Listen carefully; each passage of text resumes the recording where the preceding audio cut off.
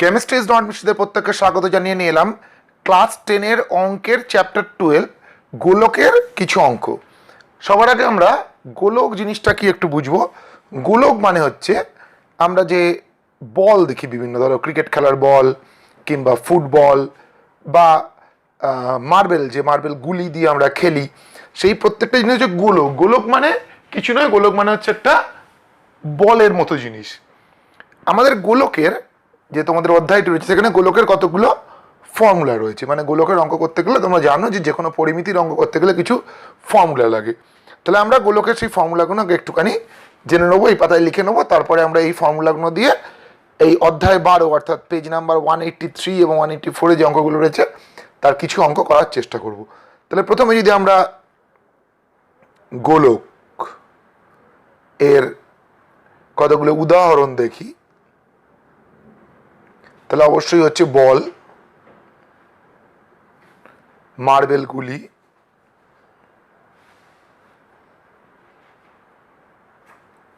এগুলো হচ্ছে গোলকের উদাহরণ। তাহলে প্রথম আমরা গোলকের যে ফর্মুলাটা দেখব বা যে সূত্রটা শিখব সেটা হচ্ছে গোলকের আয়তন। গোলক যেহেতু একটি ঘন বস্তু, তাহলে ঘন বস্তুর কিন্তু একটা আয়তন থাকে। গোলকের আয়তন মানে হচ্ছে একটা গোলক যে উপাদানটা দিয়ে তৈরি তার মধ্যে কতটা সেই উপাদান রয়েছে সেটা হচ্ছে গোলকের আয়তন। গোলকের আয়তন বের করার ফর্মুলা হচ্ছে 4/3 পাই আর কিউব, আর হচ্ছে গোলকের ব্যাসার্ধ। তাহলে আমরা যে গোলকটা নিচ্ছি প্রতিটা ক্ষেত্রেই আমরা গোলকের ব্যাসার্ধ ধরবো 4, একবার লিখে নিচ্ছি আর সমান সমান গোলকের ব্যাসার্ধ। এরপরে আমাদের কি আসবে? এরপরে আমাদের আসবে হচ্ছে গোলকের পৃষ্ঠতলের ক্ষেত্রফল। গোলকের একটি তল, তার যদি আমরা ক্ষেত্রফল বের করতে চাই তাহলে আমাদের গোলকের আমরা বলবো পৃষ্ঠতলের ক্ষেত্রফল। তাহলে আমরা কি বের করব? গোলকের পৃষ্ঠতলের ক্ষেত্রফল।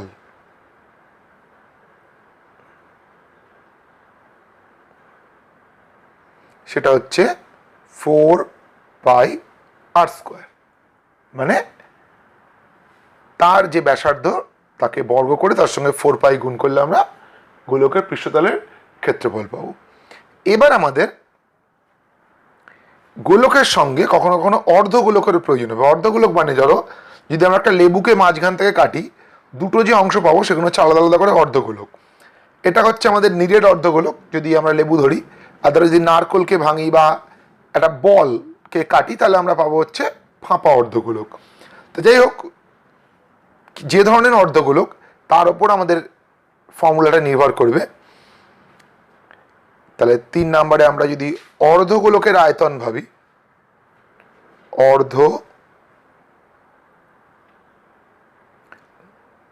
গোলকের আয়তন, সেটা হচ্ছে এটার অর্ধেক হবে।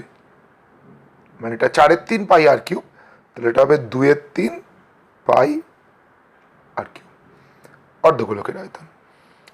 অর্ধগোলকের আবার পৃষ্ঠতল দুরকম হতে পারে। কিরকম? ধরো এটা একটা অর্ধগোলক,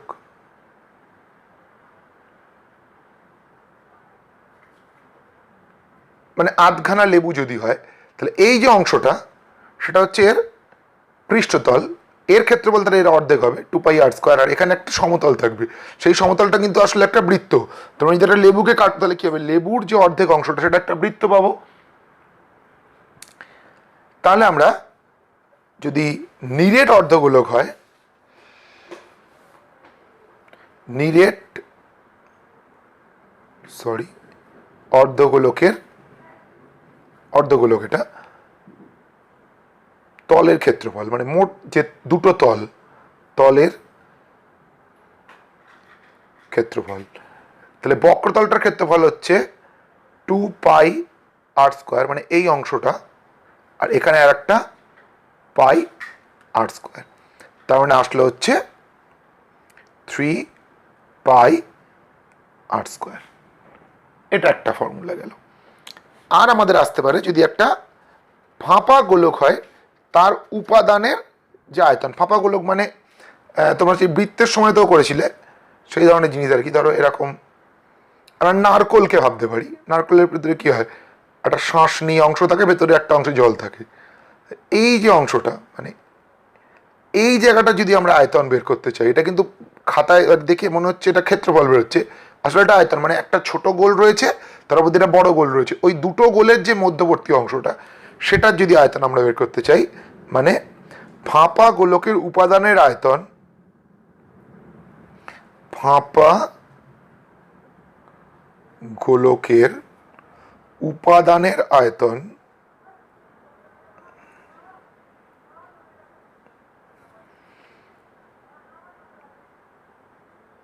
চারের 3 পাই বড় আর কিউব মাইনাস ছোট আর কিউব। এবার যেটা যেটা ক্ষেত্রফল সেগুলো হবে বর্গ একক, যেটা যেটা আয়তন সেটা হবে ঘন একক। সেটা আমরা অঙ্ক করার সময় তো একক দিয়ে নেব যথারীতি। তাহলে এবার আমরা অঙ্কে চলে আসছি, কোষে দেখি 12 যে অঙ্কগুলো তোমাদের রয়েছে। ফর্মুলাটা আমরা পাশে রাখছি, প্রয়োজন মতো আমরা ফর্মুলার সাহায্য অবশ্যই নেব। তাহলে এটা হচ্ছে আমাদের বইয়ের 183 পেজে আছে। প্রথম বলা হয়েছে একটি গোলকের ব্যাসার্ধ 10.5 সেমি, তার সমগ্র তলের ক্ষেত্রফল হিসেব করি। তাহলে গোলকের ব্যাসার্ধ দেওয়া আছে, সমগ্র তলের ক্ষেত্রফল বের করতে হয়েছে। আমরা কি জানি যে গোলকের পৃষ্ঠতলটাই সমগ্র তল, মানে এই যেটা, মানে এই ফর্মুলাটা ইউজ করবো, আর দেওয়া আছে একদম সহজ অঙ্ক, সরাসরি ফর্মুলা দিয়ে অঙ্ক। প্রথম অঙ্কটা আমরা করছি, পেজ নাম্বার 183, 1 নম্বর অঙ্ক। তাহলে আমাদের অঙ্কে কি দেওয়া আছে, গোলকের ব্যাসার্ধ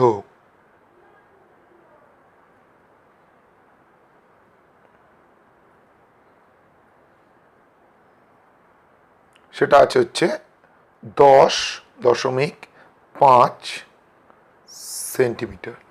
আমাদের বের করতে হবে সমগ্র তলের ক্ষেত্রফল, মানে এক্ষেত্রে সমগ্র তল বা পৃষ্ঠতল বা বক্রতল যাই বলো না কেন সবই একই জিনিস, কারণ গোলকের একটা তল।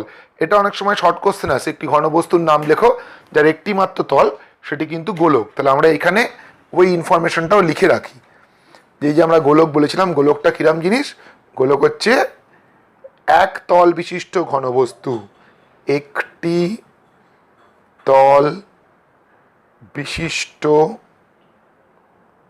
ঘনবস্তু। এটা আমাদের একটা অ্যাডিশনাল ইনফরমেশন রইল। তাহলে এবার আমরা এর কি বের করবো, সমগ্র তলের ক্ষেত্রফল। আমাদের প্রশ্নে চাওয়া হয়েছে সমগ্র তলের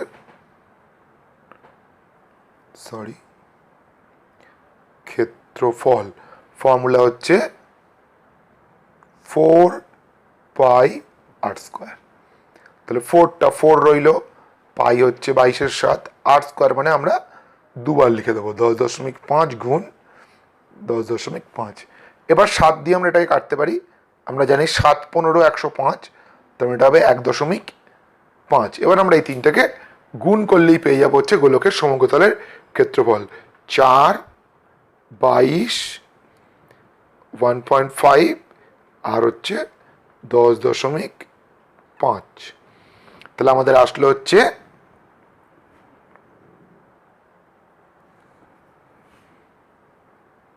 138.6.00। দশমিকের পরে শূন্যগুলো না লিখলেও চলে, কিন্তু এখানেই অঙ্কটাকে ছেড়ে দেবে না, অবশ্যই এটা করবে, সেটা হচ্ছে একক লিখবে। এটা খেয়াল রাখবে, যখনই পরিমিতির কোনো অঙ্ক করতে হবে তখন কিন্তু তার একক দিতে হবে, যথাযথ একক দিতে হবে। যথাযথ একক কেন বললাম, দেখো এখানে ক্ষেত্রফল বেরিয়েছে, ক্ষেত্রফলের একক কিন্তু সবসময় কি হবে, বর্গ একক। তাহলে এখানে দৈর্ঘ্য যেহেতু ছিল সেমিতে, তাহলে এখানে আমরা এটাকে কি লিখবো, বর্গ সেমি। তোমরা পরীক্ষা যখন করবে অবশ্যই উত্তর লিখবে, আমি উত্তরটা লিখছি না, উত্তর তোমরা নিশ্চয়ই লিখতে জানো। এবার চলে এসো 2 এর অঙ্কে। 2 এর অঙ্কে কি বলা হয়েছে, একটি চামড়ার বল তৈরি করতে প্রতি বর্গ সেমি 17.50 টাকা হিসাবে 443.20 টাকা লেগেছে। মানে প্রতি বর্গ সেমিতে খরচ হচ্ছে 17 টাকা 50 পয়সা, মোট খরচ হয়েছে 431 টাকা 20 পয়সা বলটির ব্যাসার্ধ। তাহলে বলটির যদি আমরা সমগ্র তলের ক্ষেত্রফল বের করতে পারি, কারণ আমরা যেহেতু মোট টাকাটা জানি এবং প্রতি বর্গ সেমির খরচটা জানি, এটাকে দিয়ে এটাকে ভাগ করলে কি বেরোবে? সমগ্রতলের ক্ষেত্রফল।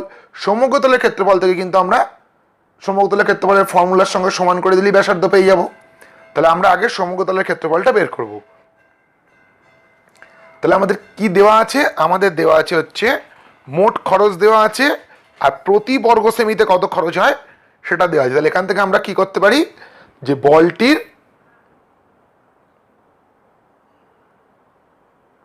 সমগ্র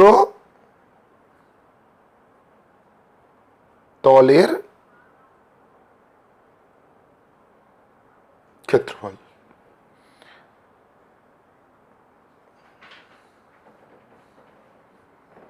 এটাকে ভাগ করব আমরা 17.50 দিয়ে।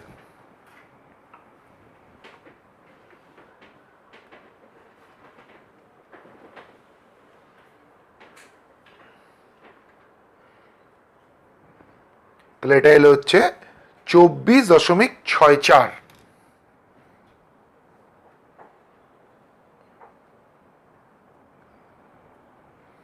বর্গ সেমি। এবার আমরা ব্যাসার্ধটাকে আর ধরে নেব, যে ধরি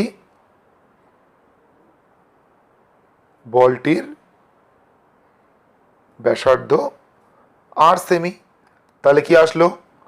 4πr² সমান সমান 24.64। তাহলে এখান থেকে আমাদের আর এর মানটা বের করতে হবে। তাহলে 4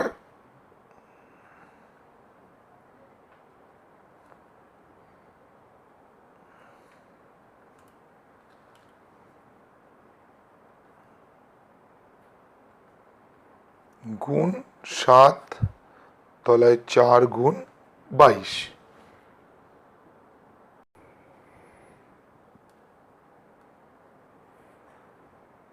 তাহলে এবার আর এর মানটা বের করবো, √1.96।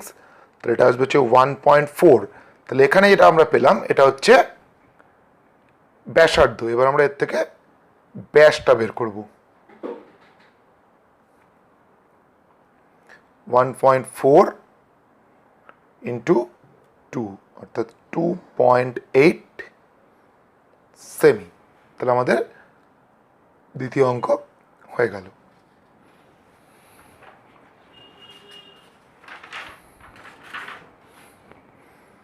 এবার আমরা চলে আসি 3 নম্বর অঙ্কে। 3 নম্বর অঙ্কটাকে বই থেকে দেখো।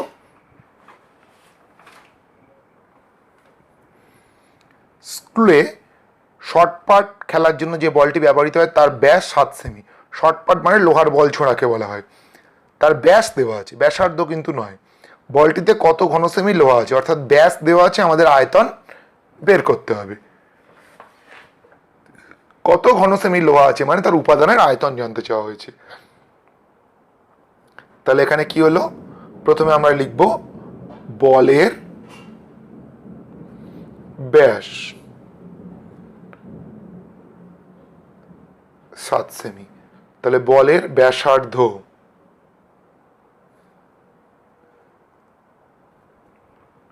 7/2 সেমি। অতএব বলের আয়তন, আয়তনের ফর্মুলা কি? 4/3 পাই আর কিউব। তাহলে এখানে খেয়াল রাখবে ব্যাসটা যেন বসিয়ে দিও না, ফর্মুলাটা ব্যাসার্ধ দিয়ে বানানো না। তাহলে ব্যাস দেওয়া থাকলে প্রশ্নে সেখান থেকে ব্যাসার্ধ আমরা বের করে নেব।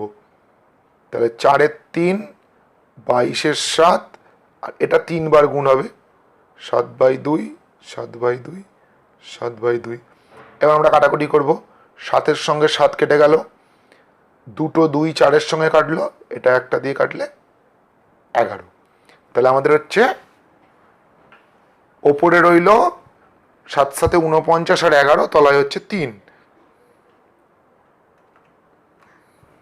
তাহলে এটা আসলো 539, তলায় হচ্ছে 3। এটাকে কিন্তু 3 দিয়ে ভাগ করবে না, কারণ 3 দিয়ে ভাগটা মিলবে না এবং ওটা কিন্তু সেই পৌনপুনিক সংখ্যা চলে আসবে। এটাকে যেটা করবে, পয়েন্টে না এনে এটাকে মিশ্র ভগ্নাংশে করে দেবে। এরকম অপ্রকৃত ভগ্নাংশ তো উত্তর রাখা যাবে না, এটাকে মিশ্র ভগ্নাংশ করে দেবে। এটাকে মিশ্র ভগ্নাংশ করে দিই আমরা। 539, 3 একে 3, 23, 3 7 21, 29, 3 9 27, 2। তাহলে এটা আমাদের আসলো কত?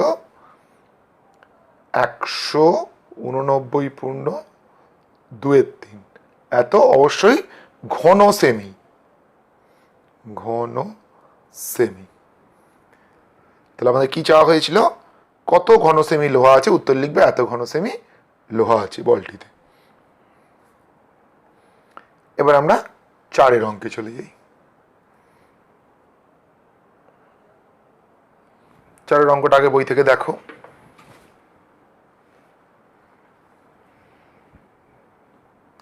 আঠাশ সেমি দৈর্ঘ্যের ব্যাস বিশিষ্ট একটি নিরেট গোলক জলে নিমজ্জিত করলে যে পরিমাণ জল অপসারিত হবে, মানে একই অঙ্ক। এখানেও কিন্তু সরাসরি আয়তন বের করতে হবে। এখানেও ব্যাস দেওয়া আছে, তাহলে ব্যাস থেকে ব্যাসার্ধ বের করব, সেখান থেকে আয়তন বের করব, কারণ কোনো বস্তুকে জলে নিমজ্জিত করলে তার সম আয়তন জল অপসারিত করে। তাহলে আমরা, এটা অনেক সহজ অঙ্ক, প্রথম দিকের অঙ্ক বলে প্রতিটা অঙ্কই খুব সহজ, তবু আমরা একদম প্রথম থেকেই আলোচনা করছি। তাহলে ব্যাস দেওয়া আছে হচ্ছে 28 সেমি। তাহলে আমরা এখান থেকে ব্যাসার্ধ বের করব।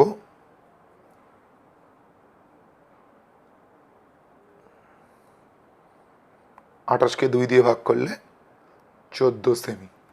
তাহলে ব্যাসার্ধ বেরিয়ে গেল, এবার আমাদের আয়তন বের করতে হবে। খুবই সহজ ব্যাপার, আমরা আয়তনের ফর্মুলা জানি। 4/3 পাই আর কিউব।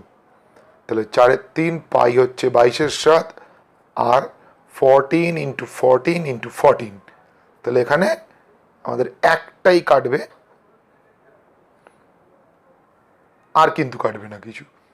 3টা যেমন নিচে আছে থাকবে। আবারও আমরা সেই আগের বারের মতো মিশ্র ভগ্নাংশ করে উত্তরটা লিখে দেবো। তাহলে এখানে কত আছে? 4, 22, 2 আর 14। মানে এটা গুণ করলে এলো হচ্ছে 34,496। তাকে 3 দিয়ে ভাগ করতে হবে, করলে একটা মিশ্র ভগ্নাংশ চলে আসবে।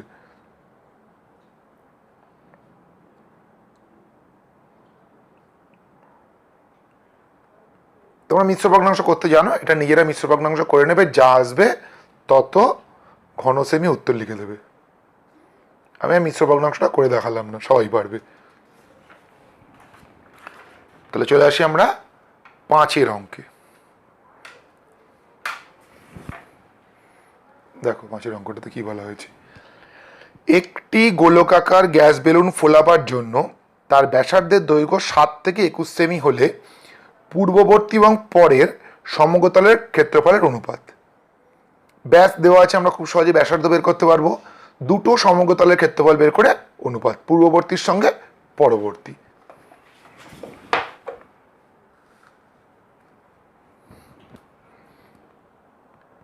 তাহলে পূর্ববর্তী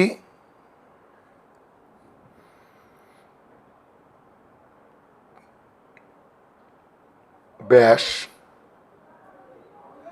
7 সেমি, পরবর্তী ব্যাস 21 সেমি, পূর্ববর্তী ব্যাসার্ধ পরবর্তী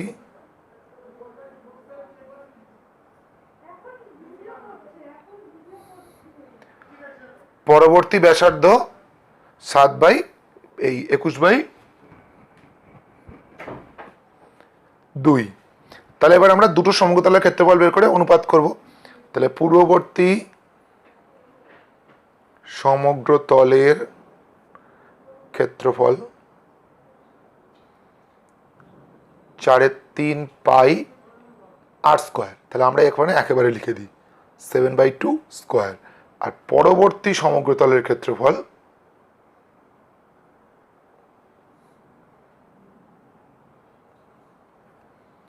4/3 পাই 21/2 স্কোয়ার।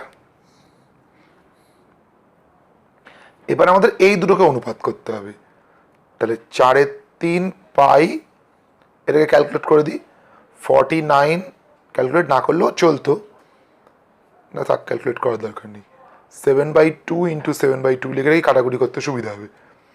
এটা হচ্ছে 4/3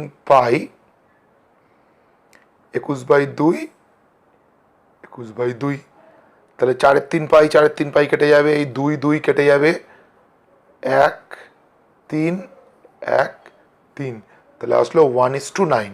তাহলে পূর্ববর্তী এবং পরবর্তী যে সমগ্রতলের ক্ষেত্রফল তার অনুপাত হচ্ছে 1:9। চলে আসি আমরা 6 অঙ্কে। অর্ধবৃত্তাকার একটি বাটি তৈরি করতে 127.2 বর্গ সেমি পাত লিখেছে। খেয়াল রাখবে, বাটি তৈরি করা হয়েছে মানে এটা কিন্তু ফাঁপা অর্ধগোলক, বাটির বুকের ব্যাস বের করতে বলেছে, মানে এখানে অর্ধবৃত্তের যে বক্ষতলের ক্ষেত্রফল সেই মানটা দেওয়া আছে, কারণ বাটির ওপরটা তো ভর্তি থাকে না, যে সমগ্রতলের ক্ষেত্রফল আমরা বের করবো, আমরা কিন্তু শুধুমাত্র বক্ষতলের ক্ষেত্রফলটা নেবো, সেটা ওর সঙ্গে সমান করে দেবো, তাহলেই আমরা ব্যাসার্ধ পেয়ে যাবো। ব্যাসার্ধ পেয়ে গেলে তার থেকে ব্যাস বের করার কোনো ব্যাপার নয়। তাহলে আমরা আর লিখছি না, যে ধরি ব্যাসার্ধ আর, আমরা একেবারে ফর্মুলা ব্যবহার করছি। তাহলে সমগ্রতলের ক্ষেত্রফল, সরি এখানে হবে বক্রতলের ক্ষেত্রফল, অর্ধ গোলকের বক্রতলের ক্ষেত্রফল 2πr²। তাহলে 2πr² এর মানটাই কিন্তু অঙ্কে দেওয়া আছে, 2/7 r², তার মানটা হচ্ছে 127.2। তাহলে এটাকে আমরা অবশ্যই অপ্রকৃত ভগ্নাংশে পরিণত করে নেব।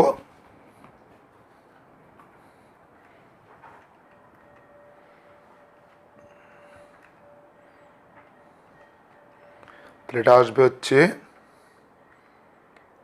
891/7। এখান থেকে আমরা r² এর মানটা প্রথমে বের করব।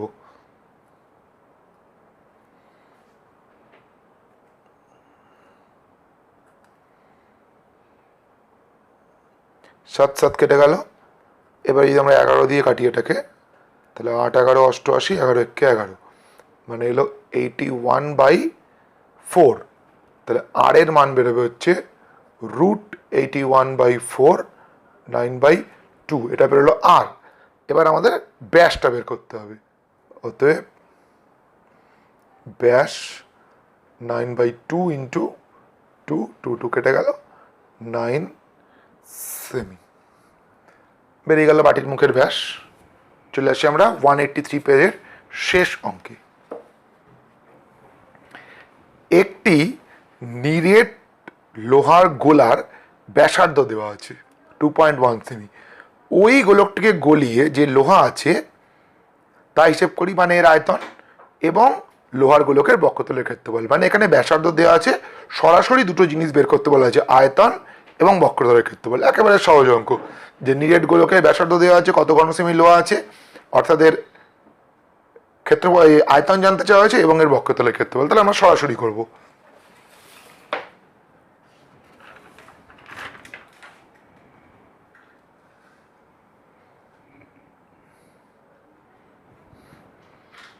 কোশ্চেন নাম্বার 7, ব্যাসার্ধ।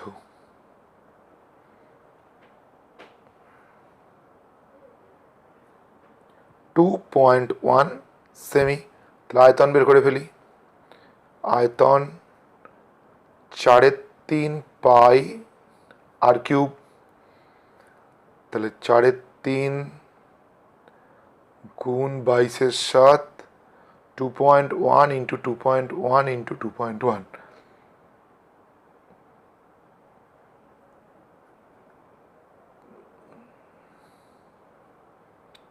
0.1।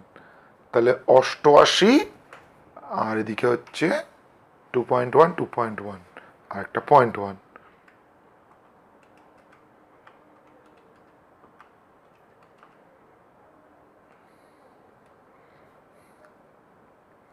38.808 ঘন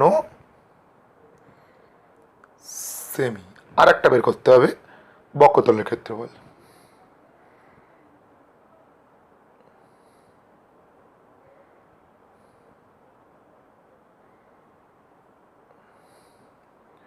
ফোর পাই আর স্কোয়ার, তাহলে 4/7 আর মানে 2.1 ইন্টু 2.1,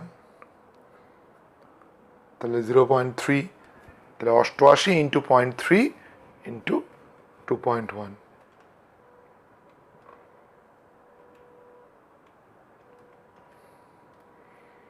55.44